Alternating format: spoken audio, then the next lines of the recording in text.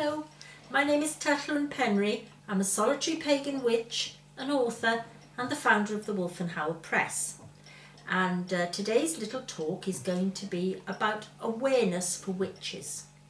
And you might think this is a bit of a peculiar topic, why awareness for witches? Well, I think one of the reasons, I've been giving this a lot of thought, why do we sometimes find our path goes stale? Why do we sometimes find that without really realising it, we have ended up being armchair witches? And I think that the problem lies a lot in our lack of awareness. We're not very aware as people, even in our everyday lives. We do what we have to do without really thinking about it. We stay on the computer looking at social media more than we think we meant to. We'll say, I'll just do 5 minutes. I've done it myself. When I say, I'll just go on the computer for 5 minutes and what have you, and half an hour's gone. Where did it go?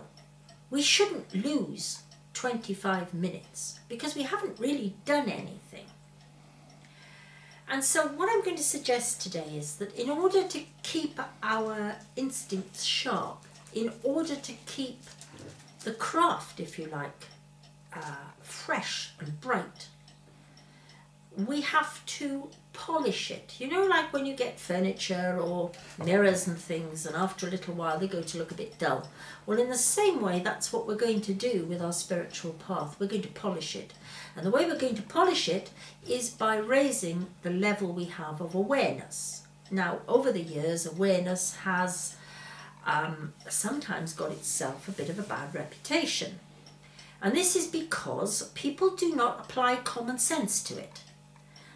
They start trying to make themselves aware of every little thing for hours. You can't do it. Forget about it. It's not going to work. If you're doing it properly, you won't. It'll be a minute or two at most.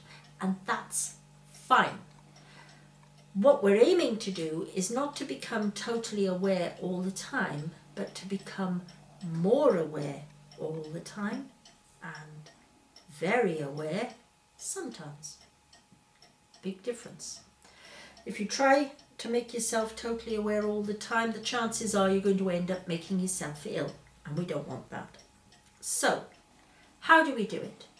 It really is simple. That at certain times during the day we need to make ourselves stop, pause, and start off by asking ourselves, what can we see? What can we really see? I don't just mean, we're in the supermarket or, we're in the kitchen. But what can we really see? What are all the minutiae of it? Is there a spider's web up there? Is there such and such down here? Are there other things in our surroundings that we mightn't expect to see? That's important. We can do this with all 5 of our senses. What can we hear? What can we really hear? Now, if you're in a supermarket, you're going to hear that horrible pipe music they put out. But you can hear other things too if you listen. You will hear things like people talking. You will hear certain noises, a creaking wheel on a truck. It doesn't matter. It doesn't matter what you hear. You're not trying to hear celestial music or anything like that. Honestly, you're not. What you're trying to do is to hear more, to see more, to touch more. When you eat a meal, give yourself a moment. What am I really tasting? Is it really sweet or is it sour? Because sometimes, when we buy ready-made stuff, it's surprising what goes into it. Some of them have more sugar than you'd expect. Some of them have things like vinegar. Now, I'm very, I'm very aware of vinegar. That's one taste that really sort of doesn't do me a lot of good. But, if you don't have a sort of a problem where it will, give you digestive problems, then even then, stop a moment. That was little Ord shaking her head, that funny noise. Stop for a moment and think to yourself, what am I really tasting here? Does it taste like? Now I'm showing my age, modern food doesn't really taste like food. I used to get that all the time when I was a kid. But, here's our little star. Hello, sweetheart. Yes, he does that. He gets awfully excited when he sees the camera come out and the light. He gets so excited. He really does. He wants to be a star. He does. There we go. There you go. Yes. I can't remember what I was talking about. Food, I think. But we do have to take time. What do we really smell? What do we really taste? What do we really, what have you, you know? Because people are very, very careless. I mean, I was on the bus the other day and these two women were sitting right beside me. I was at right angles to them. And they suddenly decided to try out some perfume. Oh, would you like to smell that? Well, I am not kidding you. Between the pair of them, they sprayed so much perfume. I had an asthma attack. And that doesn't usually happen to me. Not like that. And I was really quite ill with it. And they couldn't see what they'd done. I don't think they were able to smell what it was. Oh, this is Audrey now, coming to lay down the law. I don't think they could smell anything really. It was just, oh, let's spray this around. And you think to yourself, this is what is wrong. Don't let this happen to you on your path.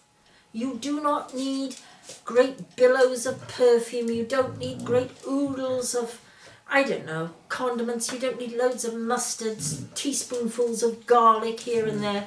You don't. If you really train yourself, you will know it's working. I'm so sorry about this. I can't. One word from me and they're off. You have to train yourself that little things you notice more. And this is how you do it. If you start tasting things better, hearing things more acutely, listening to things, listening to conversations, perhaps when you're on the bus like me, all these little things show that your awareness, you're starting to awaken. Because, you know, most of us are not really awake. This is the thing. We are not really awake. And until we are really awake, we can't function as well as we might. And when we're on a spiritual path, whatever that path happens to be, we need to make ourselves function as well as we possibly can. Some people will do it better than others. That's a given. Nothing we can do about that. But we can always improve. There's always just a little room for improvement. That's what we have to do. So, give it a try. See how you get on.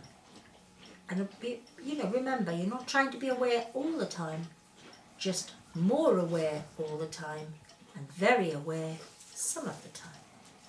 Thanks for listening. Goodbye.